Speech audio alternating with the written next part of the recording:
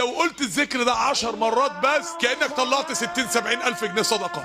لا إله إلا الله لوحدها، بس لوحدها أفضل ما قاله النبيون. لوحدها لو أنت قلتها 100 مرة لا تذر ذنب ولا يسبقها عمل، تبقى أسبق الناس إلى الله. طب لو أنت زودت لا إله إلا الله وحده لا شريك له، له الملك وله الحمد وهو على كل شيء قدير، لو قلت الذكر ده 10 مرات بس كأنك أعتقت 4 من ولد إسماعيل.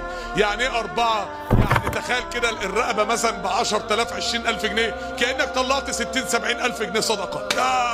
لما كنت بكلمكم عن الراجل اللي بيطلع 90 ألف جنيه صدقة في اليوم على الفقراء والمساكين وناس انبهرت، تبقى أنت عامل زي الراجل ده أصلا. لو قلت لا إله إلا الله وحده لا شريك له، له الملك وله الحمد وهو على كل شيء قدير 10 مرات يوميا، يبقى أنت عامل زي الراجل ده بالظبط. يبقى أنت في نفس مستوى الإنفاق بتاعه. ده كبير قوي قوي. صفقة التهليل.